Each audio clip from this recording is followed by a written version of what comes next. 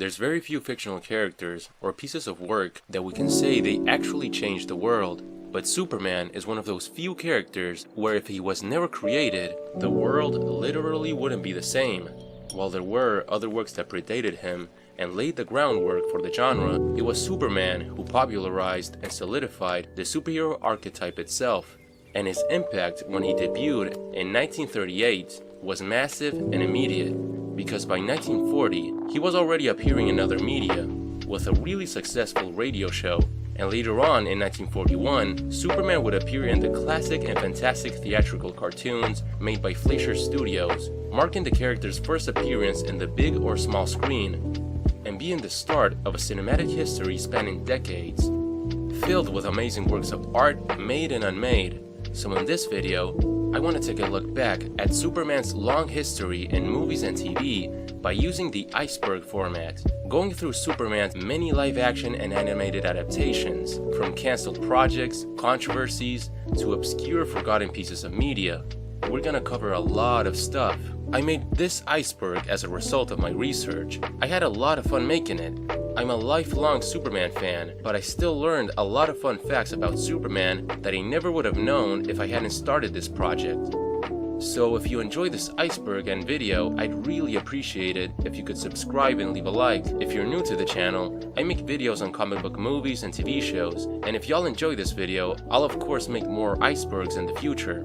And for anyone who is unfamiliar with the iceberg format, it's essentially a way to list out facts and obscure trivia about a topic or a franchise, and using an iceberg as a reference, and the entries get more obscure as we go further down the iceberg.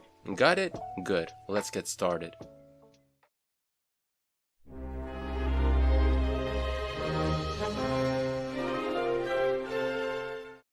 Super Mustache. Superman's recent history in movies has been really unstable to say the least. Even though Henry Cavill seemed really passionate about the role, the movies that he starred in, directed by Zack Snyder, received a very mixed reception from both fans and critics alike, and his entire time with the character was riddled with controversies. One popular controversy from this time was the absolutely awful CGI job that was done to remove Henry Cavill's mustache in the theatrical release of Justice League in 2017. Due to studio interference from Warner Brothers, there were very late reshoots after the movie switched directors, and by the time of the reshoots, Cavill was already filming another movie, Mission Impossible Fallout, for which he grew a mustache and he wasn't allowed to shave it off for the reshoots, so they had to remove it in post-production, and it just looked god-awful. Just look at it, dear God. Shazam Headless Cameo. Another example of Superman's instability in movies these past few years is the cameo he had in 2019's Shazam. And that's because by 2019, Warner Brothers was reconsidering Henry Cavill's role as the character due to the mixed reception of his movies, and they were unsure if they wanted to keep him as their Superman actor. Also, allegedly, Henry Cavill had scheduling conflicts and couldn't commit to appear, so because of this, Superman's head wasn't shown in his Shazam cameo. Black Adam post-credit scene. Here we have yet another cameo in a post-credit scene. In 2022's Black Adam, Superman appeared in a cameo which seemingly confirmed Henry Cavill's return as the character and setting up a future fight between him and Black Adam, in large part thanks to The Rock's insisting in having Henry Cavill return to the DCEU, which was eventually approved by the then current management at Warner Brothers, and a sequel to Man of Steel was also reportedly confirmed shortly after. The news of Cavill's cameo in Black Adam, however, broke the internet before the movie had actually premiered, and the decision was banking entirely on the movie being a commercial success, which unfortunately it wasn't. Man of Steel 2. Rumors of a direct sequel to Man of Steel began pretty much after the original movie came out, but once Warner Brothers confirmed that the next film in the DCEU would focus on introducing Batman and his conflict with Superman, the possibility of a Man of Steel 2 seemed pretty unlikely. But as previously mentioned, work on a Man of Steel sequel began once Henry Cavill was confirmed to appear on Black Adam, and writer Stephen DeKnight was reportedly attached to pen the screenplay, and it was also rumored that Brainiac would have been used as the movie's villain. Cavill was also reportedly going to cameo in the Flash movie, setting up his future in the DCEU and also an overarching narrative for the entire cinematic universe, which according to rumors were all going to lead up to a Crisis on Infinite Earths style movie event. Those all sounded like really ambitious plans, and I've been begging for a Man of Steel 2 ever since the original movie came out, which I've always liked. And the saddest thing about all of this is that Henry Cavill never got the chance to fully explore the character of Superman, and he seemed really passionate about the role. I didn't want BVS directly after Superman, I just wanted a direct sequel, which we were finally going to get after 10 years. But I guess that it wasn't meant to be, because while all of this was happening, it was eventually decided by the new CEO in charge of Warner Bros. Discovery, David Zaslav, that the current plans for DC's output on film would be entirely scrapped, and they were going to be redefined by a new singular vision, and he wanted to appoint a Kevin Feige-like figure like Marvel has, but for DC, so that he can overlook the long-term plans for DC movies, a role that he eventually assigned to James Gunn and Peter Safran. Superman Legacy.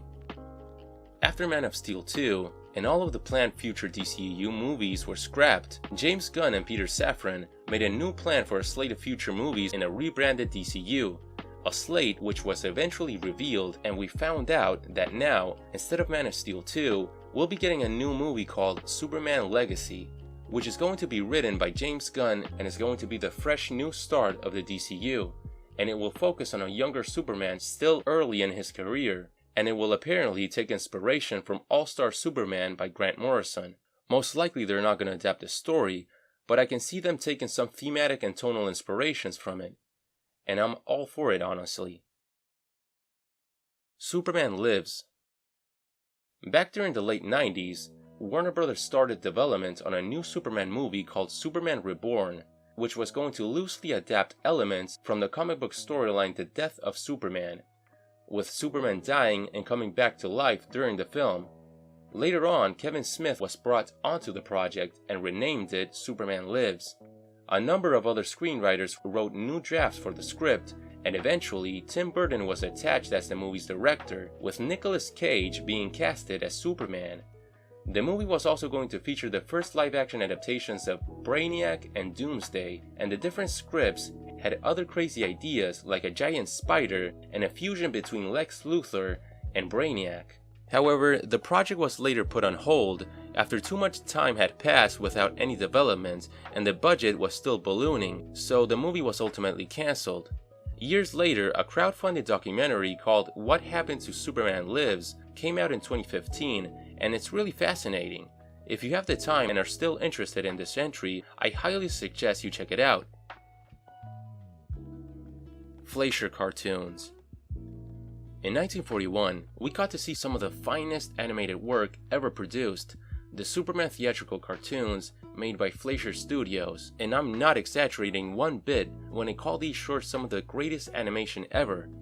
It stands as one of the earliest examples of animation being treated more seriously, and artists trying to make something that even adults could enjoy on a dramatic level, and the production value and attention to detail is undeniable. The animation in these shorts is so fluid and dynamic that it's amazing, and it's no wonder given that in order to make the 17 shorts that were made, the studio ended up using a budget that amounted to $530,000, which adjusted to inflation would be equivalent to over $6 million in today's money. The quality of these shorts were really obvious and the impact was immediate. The very first short made was nominated for an Academy Award, and in the years since, there's been a lot of other movies and TV shows that have taken influence from these shorts, and they even had an impact in the comics as well, given that the shorts gave Superman the power of flight. Before these shorts were made, Superman could only leap tall buildings and jump very, very high, but to simplify things, the shorts made him able to fly instead. And there's just too many reasons why these shorts are so important. They are simply iconic. Seinfeld. This is a reference to the fact that there are multiple Superman mentions in the 90s TV sitcom Seinfeld, simply because the show's main actor and co-creator, Jerry Seinfeld, is a big Superman fan in real life. And because of that, we got multiple Superman-themed jokes, references, and even visual Easter eggs, like a Superman statue or a fridge magnet on Jerry's apartment. Brainwashed by Darkseid. This entry refers to the teased storyline from the DCAU movies where Superman got brainwashed by Darkseid and is being controlled by him with the power of the anti-life equation in the Nightmare timeline. In the original plans for the Zack Snyder Justice League movie, it would have been split in 2 parts, and we would have gotten to see the Nightmare timeline fully explored, with Batman having to team up with the few remaining heroes that were left on Earth after Darkseid had conquered it, like the Flash and Mira, but he also would have to work with Deathstroke and even the Joker in order to stop Darkseid and the brainwashed Superman. Also, in Superman the Animated Series, the 2-part finale of the show was titled Legacy, and it was about Superman being brainwashed by Darkseid and having his memories altered so that he believed that he grew up on Apokolips and he was forced into conquering Earth.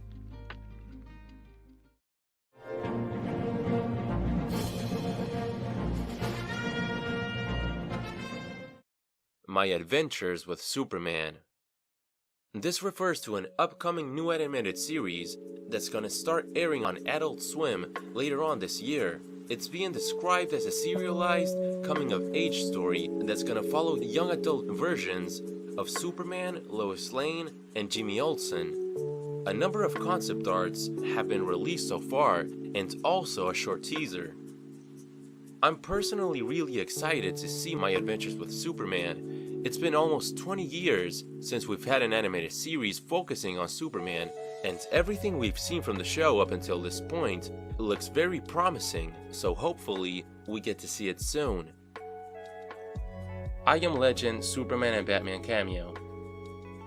Years before Batman and Superman headlined their own movie, Warner Brothers had already tried to make a team-up film during the early 2000s. Akiva Goldsmith was one of the screenwriters for the project before it was shelved, and years later he ended up writing and producing the Will Smith blockbuster I Am Legend.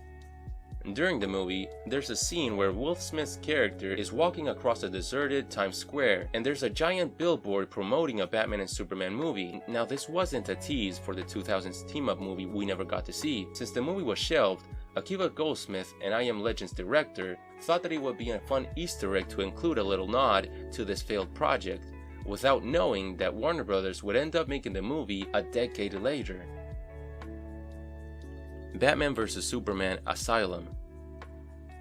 Following up on the previous subject, Batman vs Superman Asylum was the title of the early attempt at making a Batman and Superman movie around 2002, with Wolfgang Peters being attached as director and Andrew Kevin Walker writing a script, with a later revision by Akiva Goldsmith. The plot of the movie would have been pretty depressing, I gotta say, showing an estranged relationship between Batman and Superman after Lois Lane divorced Clark and Bruce retired from being a superhero after the deaths of Jim Gordon, Alfred, and Dick Grayson, and the two heroes came at odds after being manipulated by both the Joker and Lex Luthor. While the plans for the movie were ambitious, I'm glad it never got made. The script is available to read online, but it isn't very good, and it suffers from some tonal clash given that Warner Brothers deemed the original script by Andrew Kevin Walker to be too dark, and they had Akiva Goldsmith rewrite the script to make it lighter and easier to make toys for.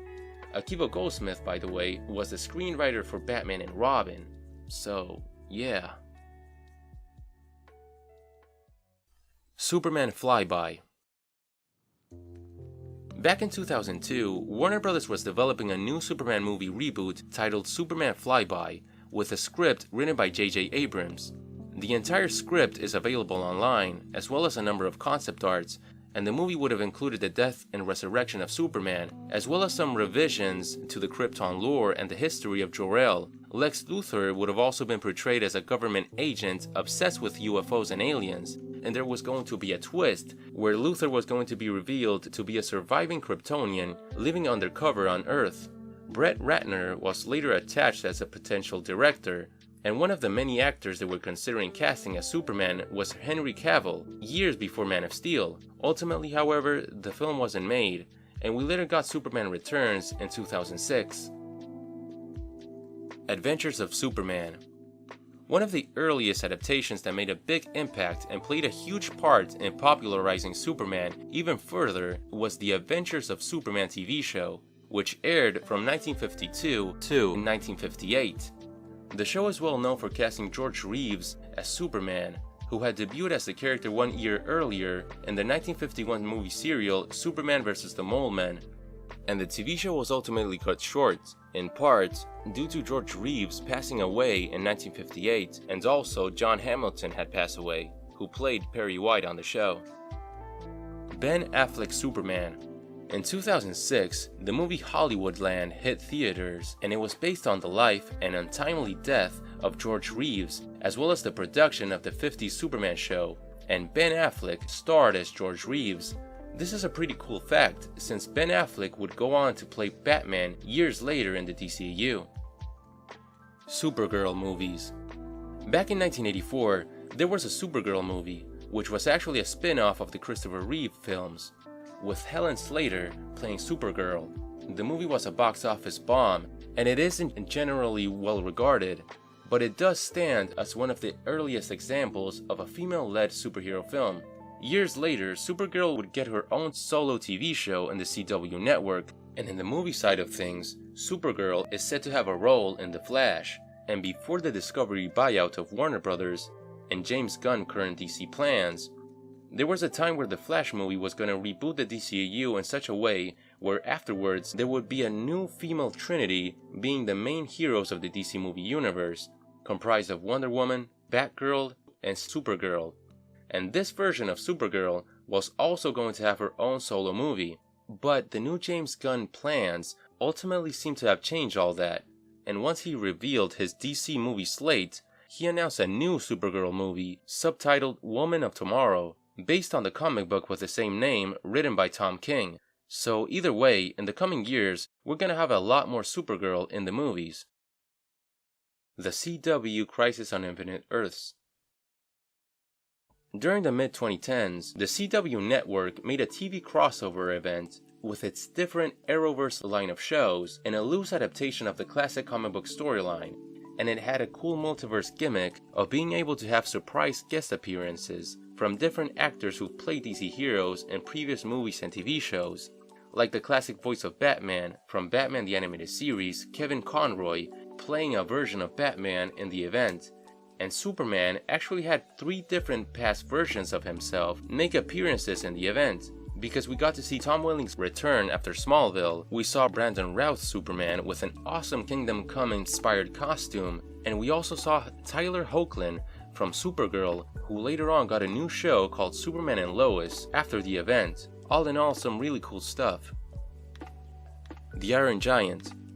Even though Superman himself didn't appear as a character in the film, he did serve as a thematic inspiration for the movie's main character, the titular Iron Giant. We also got to see a Silver Age comic book appear briefly in the movie, with Hogarth showing the Iron Giant a copy of Action Comics.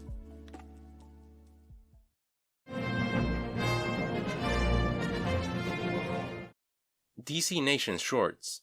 In 2012, Cartoon Network started a programming block called DC Nation, which aired different DC animated shows as well as original animated shorts created just for the programming block. And as you can imagine, a number of them featured Superman and Superman-related characters. There was even a series of shorts called Tales of Metropolis, which put more of a spotlight on Superman's supporting cast in a more cartoony setting. Krypto the Superdog. A lot of you probably remember the Krypto the Superdog animated show from the mid-2000s. I'm kinda nostalgic for it, since I watched it as a kid, and I always liked how Ace the Bat Hound had a little actual Robin as his Robin, and all the other DC-themed animals. It's just a really charming show that's great for young kids, and as most of you know, Krypto would even end up being the star of his own animated movie in DC League of Super Pets, with Dwayne "The Rock" Johnson voicing him. House of L symbol. One very cool element that the '78 Superman movie introduced to the Superman mythos is the idea that the classic S symbol not only represents Superman, but is actually the crest and emblem of the House of L, Superman's Kryptonian family. There's no clear indication as to why exactly they chose to go with this meaning for the classic symbol, but a classic theory is that Marlon Brando wanted to use the S symbol in his wardrobe, and to have the symbol be the family crest was a very organic way of having Jor-El use the symbol in the movie, and I really love that they did that. And it was a concept that was so well received that it was later on introduced in the comics, and it remains as a part of the Superman lore. Muhammad Ali almost played Superman. The casting of Superman in the original 1978 film was pretty lengthy. They took a lot of time to find the right actor to play Superman, and there were a lot of people that the movie's producers were considering before setting on Christopher Reeve. Among those people were actors like Robert Redford, Clint Eastwood, Patrick Wayne, Al Pacino, Dustin Hoffman, and they had even considered the heavyweight boxing champion Muhammad Ali. Eventually, they decided to go with a more unknown actor in Christopher Reeve, and even though he wasn't casted as Superman, in the same year, 1978, DC would make a Superman and Muhammad Ali crossover in the comics. Jack Nicholson almost played Lex Luthor. Much like with Superman, the 78 film took its time before it definitively casted Gene Hackman as the movie's Lex Luthor. They had considered Dustin Hoffman for Superman, and later on they even considered him for Luthor as well. And they considered other such actors as Gene Wilder, George Kennedy, and yes, even Jack Nicholson to play Luthor in the film. Which is really cool in my opinion, because as we all know, Nicholson would go on to play the Joker in the '89 Batman movie. Justice League Mortal. During the mid-2000s, Warner Bros. Was developing a Justice League movie to be released later on in 2009, and George Miller, the creator of the Mad Max franchise, was reported to be directing the movie. The movie would have been about the formation of the Justice League, comprised of Batman, Wonder Woman, Aquaman, Martian Manhunter, The Flash, Jon Stewart, and of course Superman, who would have been played by DJ Cotrona, trying to stop a plot of world domination from Talia al Ghul, Maxwell Lord, and OMAC. The production of the movie was seriously impacted by the Writers Guild of America's strike of 2007, which affected pretty much all of film productions going on in Hollywood at the time, and eventually the movie was cancelled. However, in the years since, a lot of details about the movie have been revealed, as well as multiple concept arts, wardrobe test photos, and storyboards from the failed production. Radio show. With this one I might be cheating a little bit, because it isn't anything related to movies or TV obviously, but it's a pretty important part of Superman's history outside the comics. In 1940, the Adventures of Superman radio show debuted, and it played a pivotal part in shaping the image of the character within popular culture in the 11 years that it aired, and it introduced some very important elements into the Superman lore that nowadays we consider to be fundamental, like Kryptonite, Perry White, and Jimmy Olsen. Film serials. In 1948, Columbia Pictures produced a 15-part film serial based on Superman comics, with Kirk Alyn starring as Superman and Noel Neill as Lois Lane, and it's notable for being the first live-action appearance of Superman on film. In 1950, there was another film serial with Kirk Alyn titled Atom Man vs. Superman, and 1 year later, there was another film serial called Superman and the Mole Men, which debuted George Reeves as Superman and was a precursor to the Adventures of Superman TV show. Steel. One of the most underrated DC heroes that deserve a lot more exposure is John Henry Irons, otherwise known as Steel. However, DC did surprisingly make a movie about the character in 1997, starring the legendary NBA player Shaquille O'Neal, who is a massive Superman fan by the way. The movie unfortunately was a box office bomb, due to it being really bad allegedly. I never watched the movie because I really don't want to, and it's a shame, because Steel definitely deserves an actually competent and well-made movie based on him. President Luthor. A cool storyline from the comics is when Lex Luthor managed to get himself elected as the President of the United States. This happened in the early 2000s after Lex Luthor had a big positive popularity boost with US citizens when he made huge donations to Gotham City after it was hit by an earthquake and had to be rebuilt. And this concept of Lex Luthor being elected as president has been adapted outside the comics in the past. with the Justice League and Justice League Unlimited series adapting this concept, and also the direct-to-video movie Batman and Superman Public Enemies had Lex Luthor as the president, with his own task force of superheroes, much like in the original storyline that the movie was based on. The Superman Curse. There's a popular urban legend within the film world when it comes to Superman, and according to this rumor, most actors who get casted as Superman end up having really bad luck and misfortune later in life. An example would be how Christopher Reeve had an unfortunate horse accident in 1995 and how he passed away 9 years later. George Reeves also died young at 45. The curse also affects other actors who have been a part of Superman projects. And whether there's a curse or not, all of these incidents are just really tragic.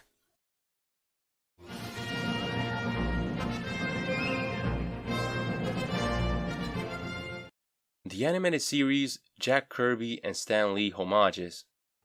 Dan Turpin is a character from Superman comics that was adapted on the animated series, a classic TV show that's part of the DCAU. He was created to flesh out Superman's supporting cast, and his visual look, demeanor, and personality were all based on the legendary comic book artist Jack Kirby. His entire character was a homage to Kirby, and a reference to the fact that the entire animated series took heavy inspiration from Jack Kirby's art style and fourth world contributions to the Superman mythos.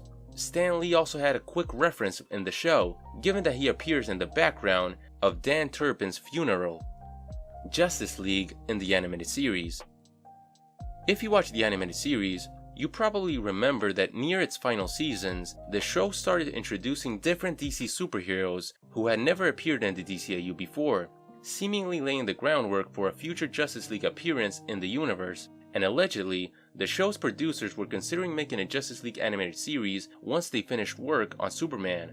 However, the show's network, Kids WB, asked them to make a young teen Batman show as their next project. So they ended up making Batman Beyond instead, and it wasn't all bad, in part because Batman Beyond was a great show of course, but also because they did include the Justice League in Batman Beyond, with Superman of course, and they even hinted at the Justice League Unlimited name. Years later in 2002, the DCAU staff finally got their shot at making a Justice League animated series, and as we all know, it was fantastic.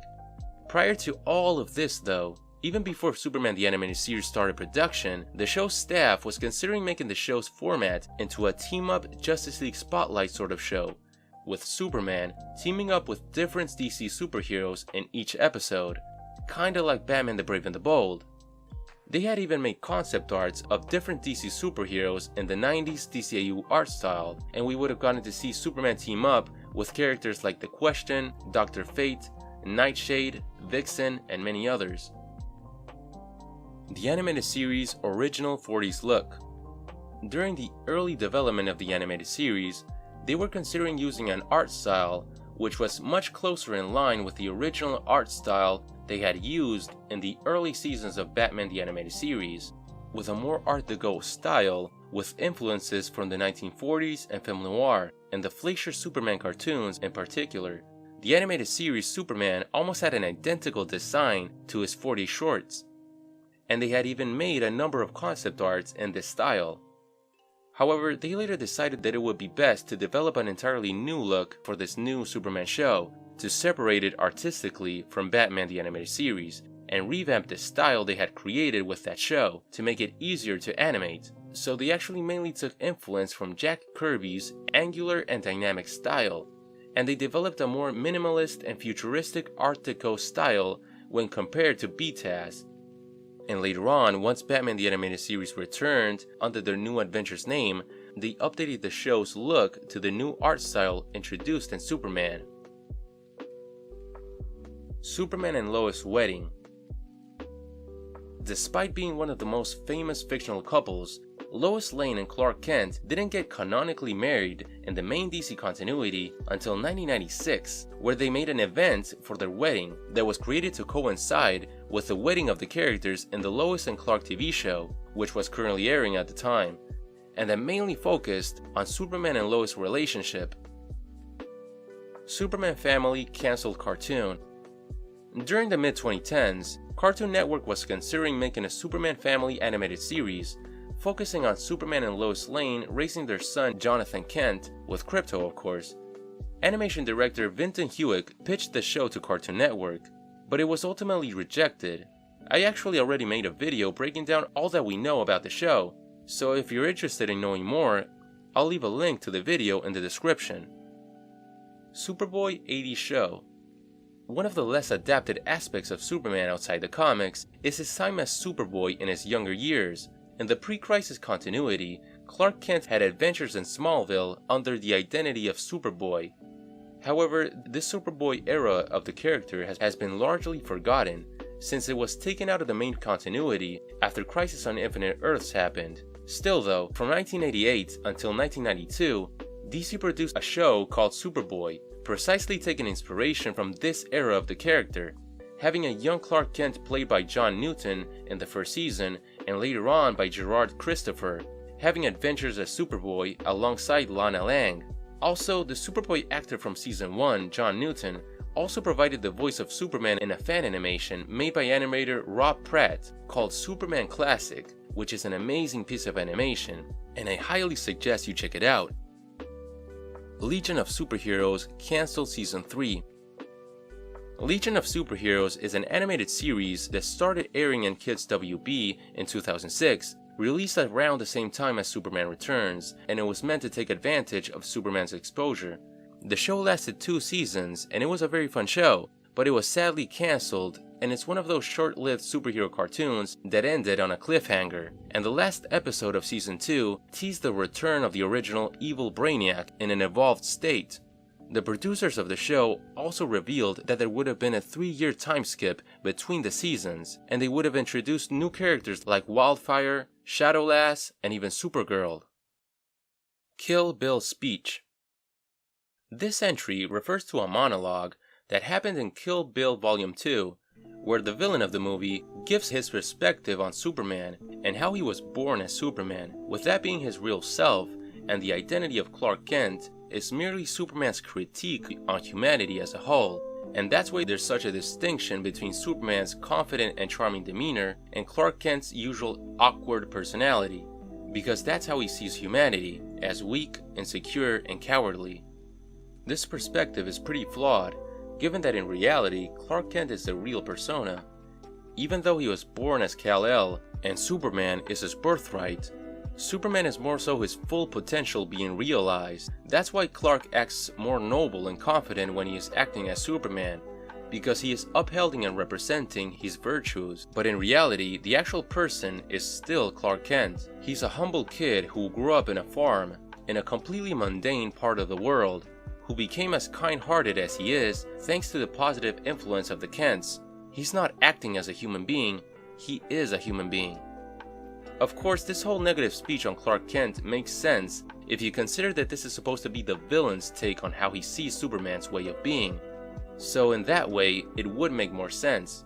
But still, the whole speech wildly misunderstands Superman. Krypton. In 2018, the Sci-Fi Channel started airing Krypton, a TV show that serves as a prequel to the Superman mythos. Is set on his home world years before it blew up and Kal-El was born, and it followed his grandfather as its main character. It even got to adapt some characters from the comics, like Adam Strange, Doomsday, and Brainiac.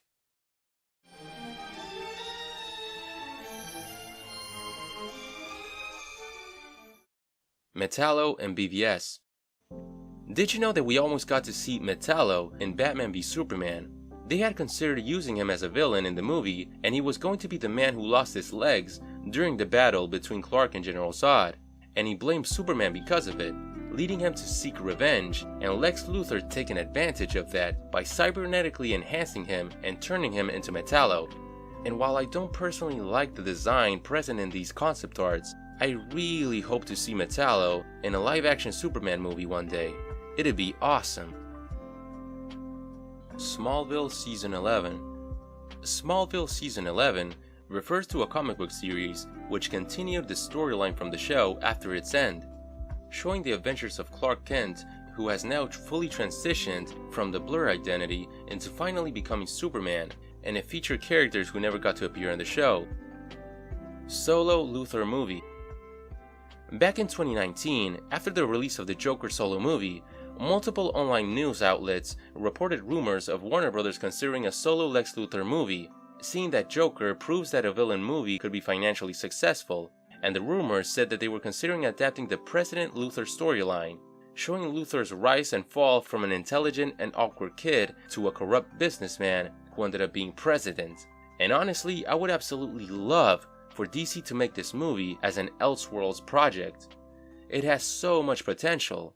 Lex Luthor is one of the most popular comic book characters ever. His name alone is as recognizable as many other well-known superheroes. He's a classic villain that is well known with general audiences, and he's a perfect character for a more grounded, dramatic story. He could have a movie similar to There Will Be Blood, showing the journey of a self-made businessman who came from a poor background, growing up on the ghettos of Metropolis, the suicide slums, to becoming the CEO of one of the most powerful companies in the world, and ultimately becoming the President of the United States, and showing all the people he had to kill and betray along the way. Superman musical. Did you know that Superman had a Broadway musical based on him, made in 1966? Titled It's a Bird, It's a Plane, It's Superman. It went on for 129 performances in its original run, and years later in 1975, ABC made a TV special adapting the musical for the small screen as well. Superman 5. After Superman 4 Quest for Peace bombed at the box office, due to it being so awful, it was pretty evident that there wouldn't be a fifth movie in the franchise. But Canon Films, who held the movie rights to Superman at the time, still believed that they could still make a sequel starring Christopher Reeve, and they intended in using unused footage of Superman 4 as a basis for a fifth movie, with an even smaller budget than the previous film. This led nowhere, however, and the Superman film rights ended up returning to Ilya and Alexander Salkind, who had produced the first three films, and they were considering making a new sequel titled Superman 5 Reborn, with a story that would have been about the death and rebirth of Superman, with him resurrecting inside the bottled city of Kandor and having Brainiac as a main villain. This potential film idea would spend years in development hell, foregoing multiple scripts and screenwriters throughout the years, until Kevin Smith made a draft which changed the title from Superman Reborn to Superman Lives, which then became a whole new vision for a Superman reboot once Tim Burton got attached, and that version of the film almost got made. Almost. Batman and Robin Easter egg. So there's this scene in Batman and Robin that I really don't want to rewatch, because it's Batman and Robin, but there's this one scene where Robin says some dumbass thing to Batman, and Batman says, "This is why Superman works alone," as a little reference to Superman. Superman Returns sequel. Despite Warner Bros. Considering the film a box office disappointment, Superman Returns almost had a sequel tentatively titled Superman the Man of Steel, with Brandon Routh set to return and Bryan Singer set to return as director, and he said that the film would have a more action-oriented focus, with a plot that reportedly would have included Brainiac and Metallo. The movie, however, was largely affected by the 2007 Writers Guild of America strike, which paused the production of the film indefinitely. Later on, Bryan Singer would drop out of the project in order to direct Jack the Giant Slayer, and Warner Bros. Ended up transforming Man of Steel from a sequel to an entirely new reboot of the character. Superman 78. In 2021, DC published a miniseries titled Superman 78, which is a comic book sequel series set in the world of the original Richard Donner films, only taking into account the events of Superman and Superman 2, ignoring the rest of the sequels within the franchise. The book was written by Robert Venditti and illustrated by Wilfredo Torres, and the book had Brainiac and Lex Luthor as antagonists. It was very good and really worth checking out. Commercials. Given that Superman is such a well-known pop culture icon, you can imagine that many companies have made deals with DC in order to use his likeness to sell products, and by that I mean TV commercials. Superman has appeared in a bunch of commercials throughout the years. American Express made an ad campaign alongside comedian Jerry Seinfeld to promote their credit cards, and they made commercials with Jerry Seinfeld hanging out with a 2D animated Superman, and they are some really charming commercials, honestly. Also, in the 80s, there were some anti-smoking PSAs that aired in TV, featuring Superman fighting an original villain called Nick O'Teen and teaching kids the dangers of smoking. These PSAs were very cool because they were animated by Richard Williams, and the animation here is really smooth.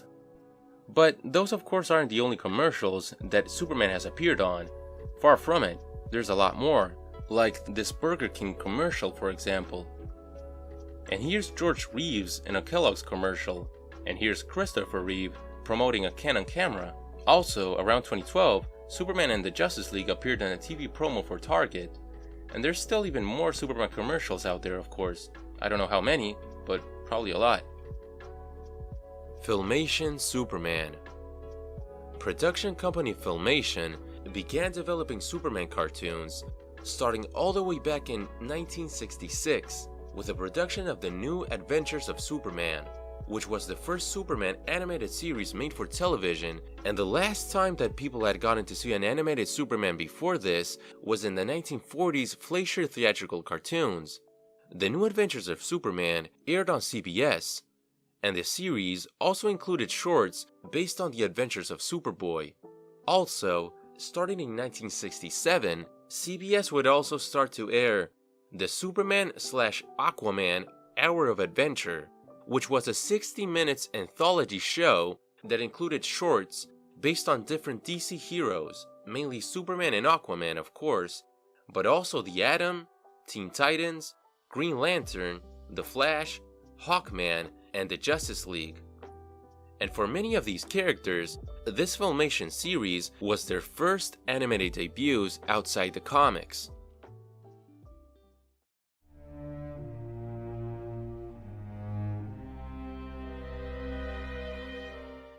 Brainiac and Superman 3.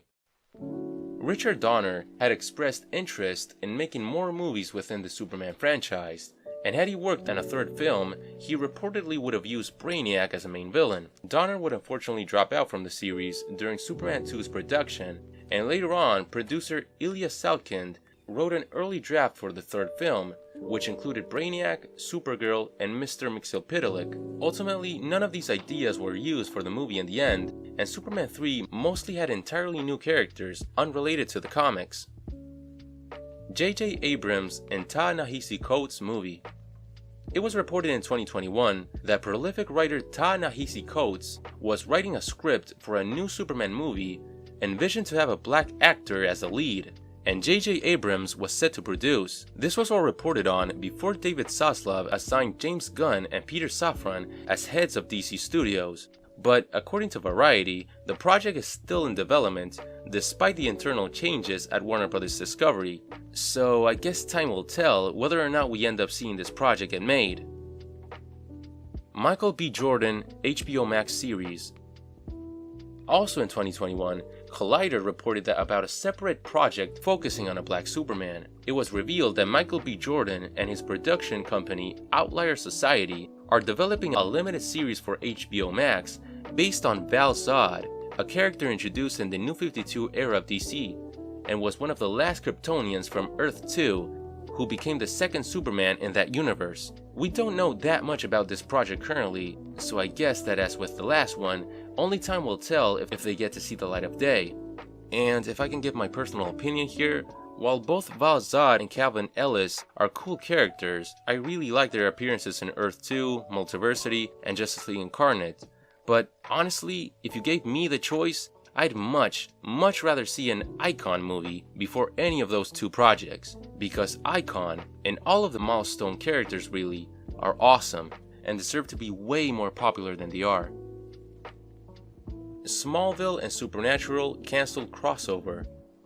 Both Smallville and Supernatural were really popular shows, and they were popular at the same time, with both of them being the early flagship shows of the CW. According to Jackson Stewart, one of Supernatural's writers, the show almost had a crossover episode with Smallville, with a plot idea basically being about the Superman curse.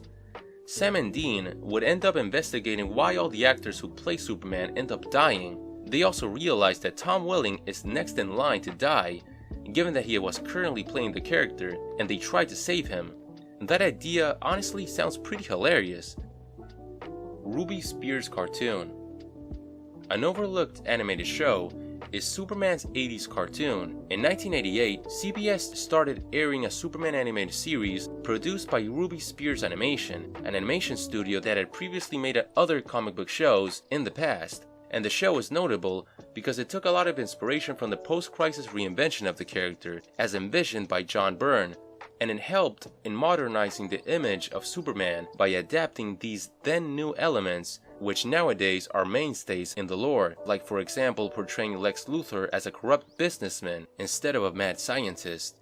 And this respect for the source material was most likely thanks to legendary comic book writer Marv Wolfman serving as the show's head story editor. Super Rabbit. In 1943, Warner Brothers produced a Merry Melodies short titled Super Rabbit, which was a parody of the Fleischer Superman cartoons. It was directed by Chuck Jones and featured the legendary movie star Bugs Bunny as the carrot-powered Super Rabbit. The short is great and is a really cool piece of trivia given that Warner Brothers would later own the entirety of DC Comics and Superman by extension, and Superman and Bugs Bunny even had a comic book crossover in the year 2000. DC and Looney Tunes in general have a really long-standing relationship, and I should really make a video on that sometime in the future, because there's a lot to unpack there. Mario Puzo's Superman script.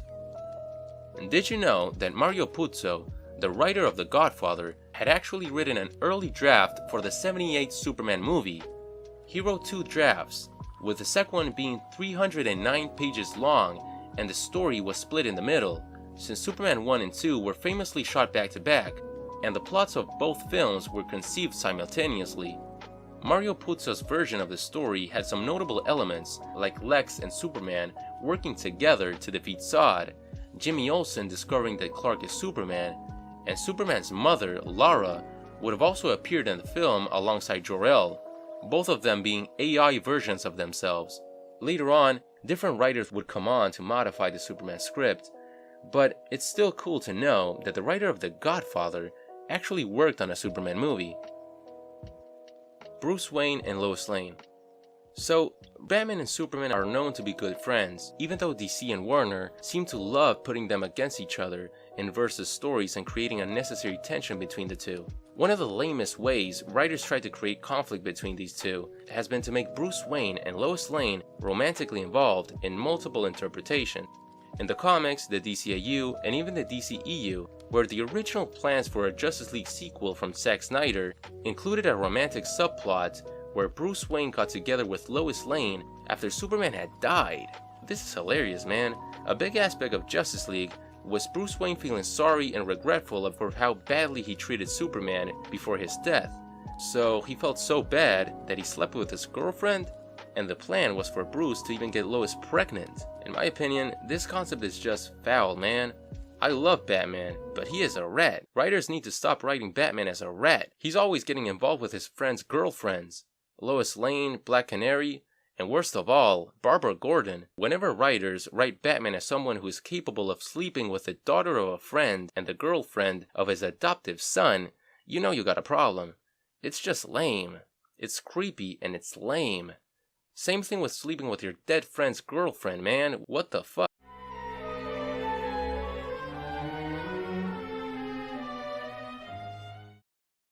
Justice Society World War II Orphanage Origin. Superman appeared in the animated movie Justice Society World War II under the alias Shakespeare because he was hiding his real identity and was generally more cynical, distrustful, and distant when compared to how Superman is usually portrayed. This is largely explained because the movie is set in Earth 2. This isn't the main universe Superman. In this reality, when Superman crash landed on Earth, he was found by the Kents, but he wasn't raised by them. They died when he was 3 years old, and he ended up in an orphanage, so Superman grew up without any parental figures, leaving him a more hardened individual as a result. And really, this is a reference to Superman's original origin, given that in Action Comics #1, the panels that briefly explain his background say that he was found by a motorist on the side of the road and left at an orphanage. It wasn't until later on, in 1939, with the publishing of Superman #1, where it was revealed that the unknown motorists were the Kents. that they found Superman as a baby and left him in the orphanage, only to later return to adopt him by legal means. But I guess that in the universe of the Justice Society movie, that didn't happen to this Superman, and instead, he grew up as an orphan. Matthew Vaughn and Mark Millar trilogy pitch. Around 2008, director Matthew Vaughn pitched an idea for a Superman trilogy to Warner Brothers, which they ultimately passed on. There's really not that many details about the pitch, but in interviews, Vaughn has stated that he loves the Richard Donner films, and his vision for Superman would have been a very fun, charismatic, and hopeful movie, similar in spirit to that classic iteration of the character. Years later in 2017, he also stated that Warner Brothers approached him in order to direct a potential Man of Steel sequel, which Vaughn temporarily considered, and he asked his freaking collaborator, comic book writer Mark Millar, on whether or not he would be interested in also working on the project with him. But Millar had an exclusive contract with Netflix at the time, which made him unable to work on the script, and since Matthew Vaughn had also mentioned that he didn't like the direction they had taken Superman in the DCEU, he didn't really share the same vision, so his participation in this potential Man of Steel 2 ultimately went nowhere. Action Comics #1 in The Simpsons. There's actually a few gags in The Simpsons that use Superman as a punchline, specifically by showing characters casually dismissing the insane value of an original copy of Action Comics #1. In one episode, Homer sees the issue in a flea market and he thought it was just junk. And in another episode, we see Krusty the Clown setting fire to a copy and using it to casually lit a cigar. My god. And not only that, Action Comics #1 appeared in 4 more episodes throughout the show, with all of the gags appropriately involving the comic book guy. Genndy Tartakovsky cancelled shorts. Genndy Tartakovsky is a fantastic animator and director responsible for some of the greatest Western animated shows of recent memory. Samurai Jack, Clone Wars, Primal, all fantastic shows, and surprisingly, we almost got to see his take on an animated Superman. In the early 2010s, he was approached by Cartoon Network to make some Superman shorts for the DC Nation block, and there were some concept arts made, but unfortunately, the project was abandoned for undisclosed reasons. Batman in Smallville. In Season 3 of Smallville, there was a character called Adam Knight who was portrayed as a mysterious rich kid who we don't get to know much about, and after he appeared, there were rumors online from fans who believed this character was meant to be Batman, though nothing was confirmed in the end.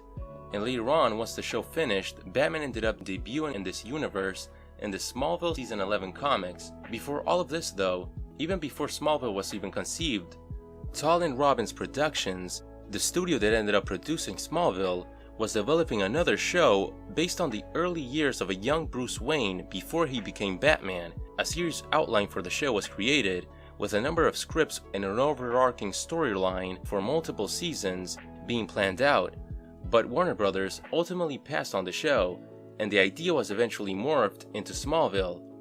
And the concept of a Bruce Wayne prequel show did end up happening almost 20 years later with Gotham. Lobo canceled spin-offs. Did you know that Lobo almost had its own TV show in 2 separate occasions? During the mid-90s, Kids WB was considering making a Lobo spin-off after his positive reception and his appearance on Superman the Animated Series. The potential show would have taken inspiration from the 90s comic book run of the character, and there were a number of concept arts made by artist Stephen E. Gordon. The show ultimately wasn't made, but later on in the early 2000s, DC made a number of Flash cartoons set in the DCAU, and here's where Lobo finally got his own show. It was a web cartoon, but still. In 2018, Lobo also appeared on a number of episodes of Krypton, a short-lived prequel show which aired on the Sci-Fi Channel for 2 seasons.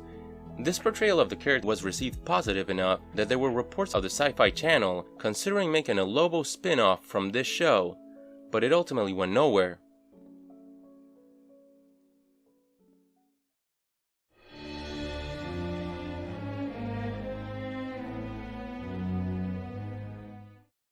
The Brady Kids. In 1972, ABC started to air The Brady Kids, which was an animated spin-off of the live-action sitcom The Brady Bunch. and Superman appeared on an episode of the animated series titled Cindy's Super Friend. This show was also produced by Filmation, which, if you remember from earlier in the video, they had also produced the New Adventures of Superman in the 1960s. Superman in Sesame Street. Sesame Street is an educational TV program that started in 1969 and is still airing today. It's pretty well known for its iconic characters and the use of puppetry through Jim Henson's Muppets. And a cool fun fact is that Superman actually played a part in the show's history. In the very first season of the show, Superman would appear in every episode in short segments, which would of course involve Superman teaching lessons to the audience. The shorts were animated by Filmation, which was the same studio that was producing the New Adventures of Superman cartoons throughout the 60s. There's also a parody character called Super Grover, in which Grover pretended to be a Superman-like character called Grover Kent. And besides all this, both Christopher Reeve and Henry Cavill made guest appearances in the show. She-Six Sailors. She-Six Sailors is the title of a 1944 Popeye cartoon, which parodied and made reference to Superman and specifically the stylings of the Fleischer cartoons. Superman himself even appeared in some comic panels and posters. Turkish Superman.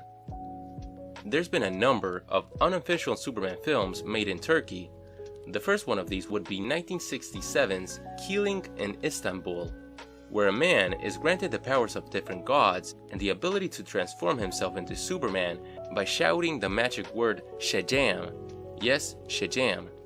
This Superman also has a different look than what we're used to, with him using a mask and red as his primary color. There were multiple seasons made in this unofficial franchise, but there's even more knockoffs, believe it or not. In 1973, there was another film that I'm not even going to try to pronounce it.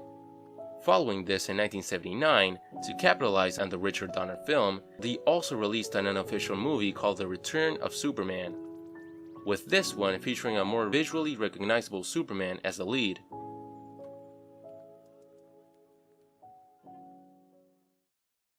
Filipino Supergirl. Continuing with knockoff films, in 1973 there was a Supergirl movie made in the Philippines. It starred actress Pinky Montilla as a girl who received a magic ring that allowed her to transform into Supergirl.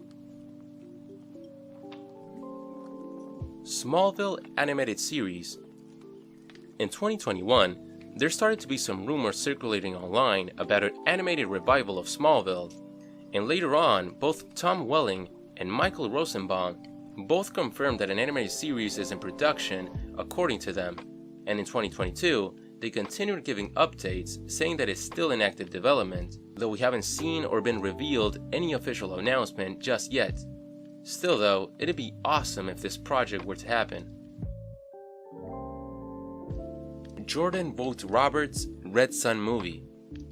In 2017, multiple news outlets reported that Kong Skull Island's director, Jordan Vogt Roberts, had pitched a Superman movie to Warner Brothers based on the Red Sun graphic novel, an alternate universe tale where Superman crash lands in Soviet Russia instead of the US, and he grew up under the influence of Joseph Stalin.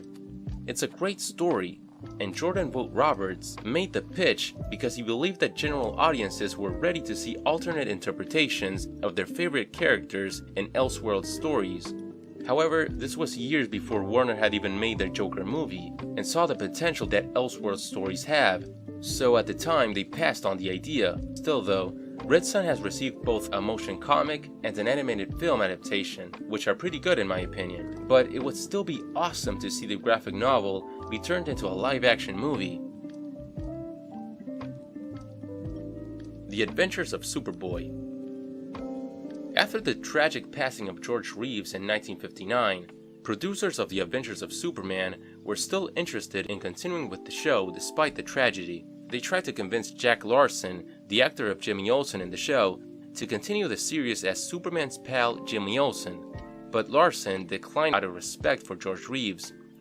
Still though, producer Whitney Ellsworth developed a spin-off in 1961 called The Adventures of Superboy, and even though 13 scripts for a first season were written, only a pilot was filmed, and the show ultimately went nowhere.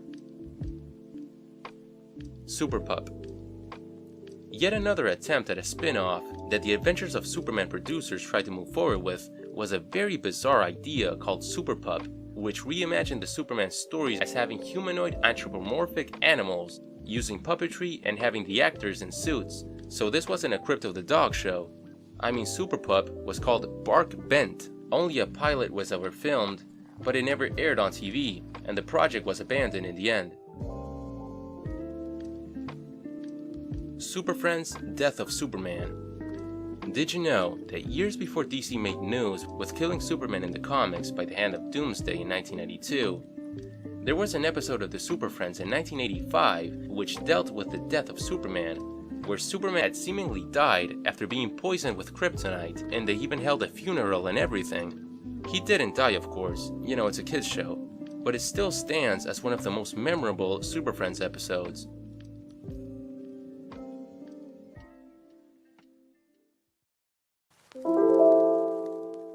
So there you go, that was the Superman in Movies and TV iceberg, and it sure was a long one.